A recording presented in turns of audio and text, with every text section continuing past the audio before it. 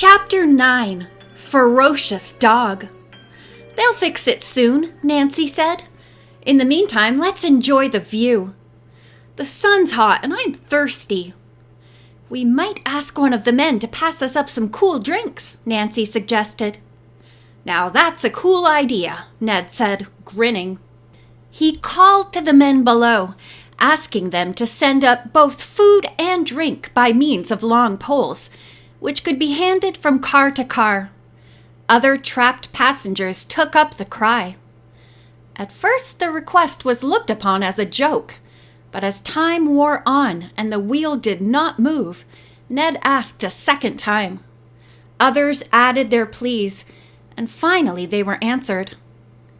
After another hour had elapsed, Ned teased Nancy. "Still enjoying the view?" "It's getting monotonous," she said, shifting into a more comfortable position. She glanced at her watch worriedly. "If I don't get home soon, I'll be late for Mrs. Alexandra's dinner." Ned replied soberly, "Wish I could do something." "I asked Francis Baum to come to our house at 6:30, Nancy put in restlessly.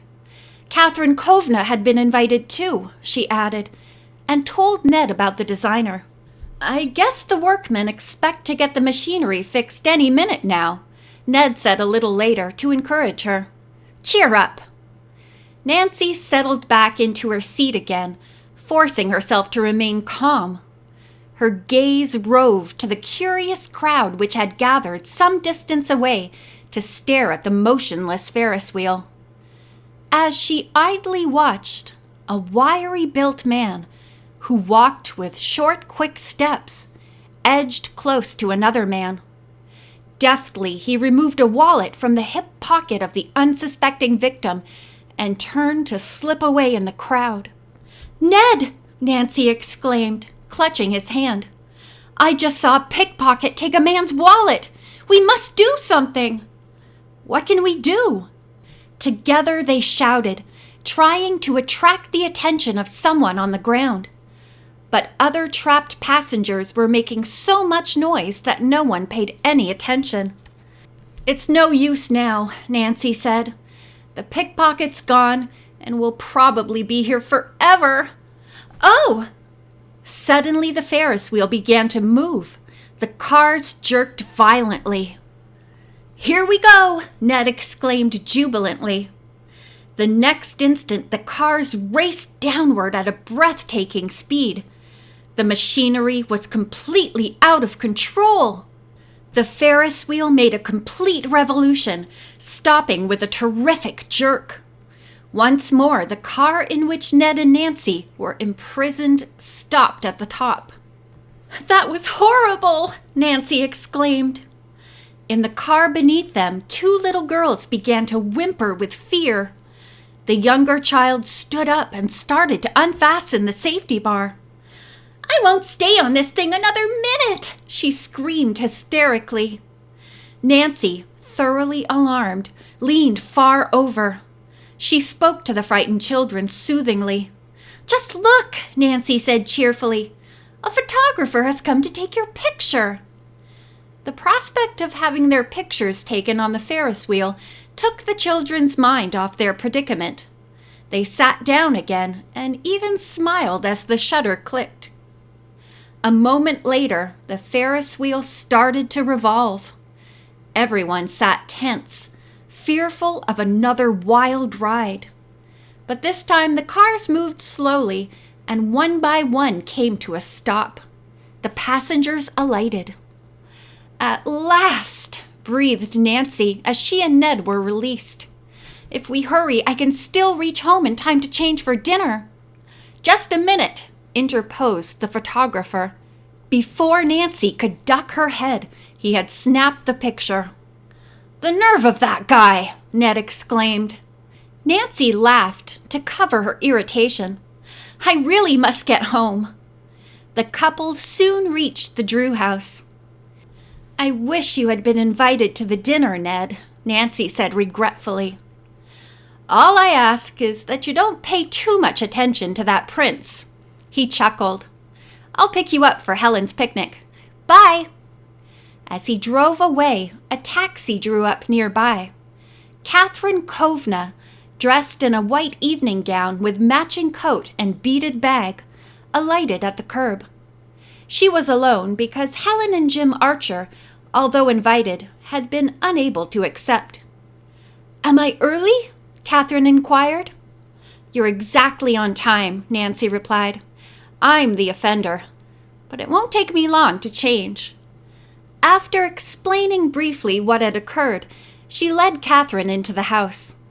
Mr. Drew was just coming down the stairway, very handsome in his navy blue dinner jacket and bow tie. "Nancy, what delayed you?" he asked. Again, Nancy offered her excuses. Mrs. Gruen, entering the room, urged her to hurry. "Isn't Francis Baum here?" Nancy asked as she took the stairs 2 steps at a time. "Not yet," her father answered. Nancy was ready in record time. As she surveyed herself in a long mirror, she decided that the pale tangerine gown was attractive and appropriate. "Baum still hasn't arrived," Mr. Drew said when Nancy appeared. "Are you sure he understood he was to come to our house?" "Oh, yes, Dad. I called him this morning." Mrs. Gruen, who stood at the front door, said, "Someone's coming down the street. He's dressed in sports shirt and slacks, though." "Then it couldn't be Mr. Baum," Nancy replied. "He'd be wearing dinner clothes." "All the same, it looks like him. He has a suitcase and a German Shepherd dog." "A dog?" Nancy's face darkened. "I can't believe he brought that animal. I told him that his grandmother is afraid of large dogs." Darting to the window, she saw that the young man approaching was indeed Francis Baum. "Guess I'm a little late," he remarked, stepping into the hall. "Why did you bring the dog?" Nancy asked. "Can't I take him along?" "I don't think your grandmother would want Rudy at her dinner party."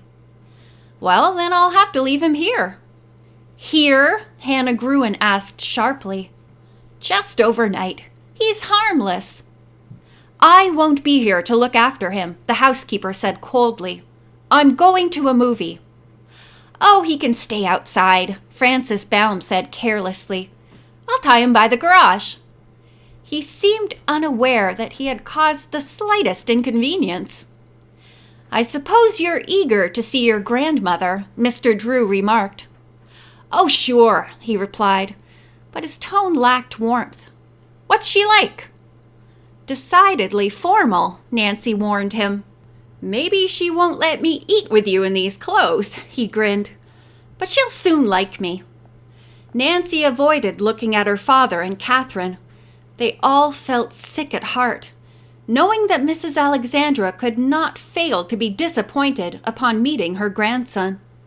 Mr. Drew parked in front of the house, which glowed with lights, and followed the others to the door. It was opened by Anna. Upon entering, Mr. Drew's gaze wandered to an unusual card tray on the hall table. Constructed of copper, it was decorated with colored bits of enamel in a flower and leaf design. "That's a sample of wonderful old enamel work," he said to Nancy. "You'll see many other treasures, unless they have been put away," she said. In the living room, Mrs. Alexandra, gowned in rich maroon velvet trimmed with real lace, greeted her guests. Her eyes were moist as she kissed Francis Baum on either cheek. If his appearance startled her, she did not show it. "Michael," she said tenderly, leading him to a sofa, "I have prayed we would be reunited." "I'm glad to know you," he replied. "But I thought my name was Francis." "Yes, Mom was afraid to call me Michael." Nancy thought she detected a slight start on the part of her hostess. It seemed strange that this nurse would have had a royal child call her Mom. "Michael Alexandra is your true name," the former queen explained. "Do you recall anything of life at the palace?" Francis squirmed uncomfortably. "I remember seeing some parades, that's all." An awkward pause followed. It was broken by Anna announcing dinner. As the double doors of the dining room were opened, Nancy drew in her breath at the beautiful table setting.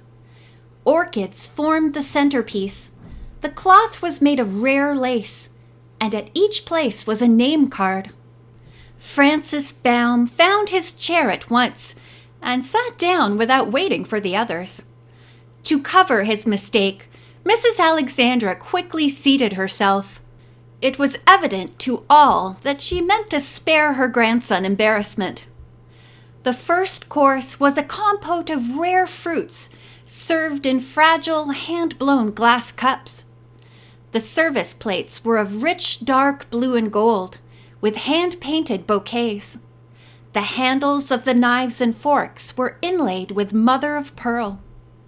Nancy and Catherine were so impressed by all the splendor that they felt as if they were dining in fairyland. A glance at Francis Baum, however, brought them to earth quickly.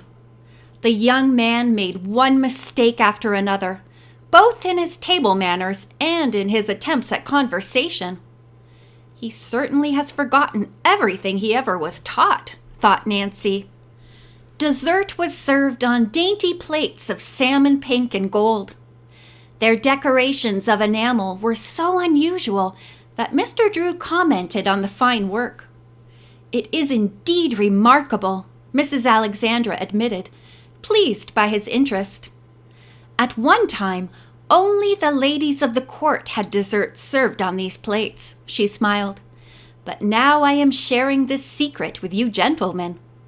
She turned to Francis Baum. "Michael, dear, do tell us something of your life here in America," she urged gently. "Nothing to tell," he mumbled, avoiding her gaze. "I didn't have a chance to get much education. Too busy working." "You shall have an opportunity to learn now, Michael. You'll have a tutor." "I'll need to find out how to handle myself in society," the young man admitted. "You can teach me the ropes yourself, though, right?" Mrs. Alexandra looked slightly distressed at her grandson's crude remarks. The next instant she smiled. Arising, she indicated that the long dinner had ended. The guests returned to the living room, from which many art treasures had been removed. The Easter egg, too, had disappeared. Nancy was disappointed that her father would not have an opportunity to hear the nightingale's song. Realizing that Mrs. Alexandra no doubt wished to be alone with her grandson, the guests soon offered excuses for leaving. Francis Baum followed Nancy into the hall and whispered, "How about you and me having a date soon?" "Thank you. I'll be very busy. For some time," Nancy said. "Oh, do it as a favor to my grandmother." Nancy was glad that Mrs. Alexandra's appearance in the hall at that moment made it unnecessary for her to reply. The Drews and Catherine departed, leaving Baum in his new home. "It's difficult to believe that he's related to Madame Alexandra," Nancy said to Mr. Drew after taking Catherine to the Archer residence. "If Mrs. Alexandra hadn't been so firmly convinced that his credentials were authentic, I'd have thought he was an imposter." "Training may make young Baum into a new person," Mr. Drew declared. "Let's hope so." When they reached home, Mr. Drew went directly to the garage. He and Nancy alighted. The windows in the house were dark, evidence that Mrs. Gruen had not returned. As the Drews neared the side door, they were startled to hear an angry growl.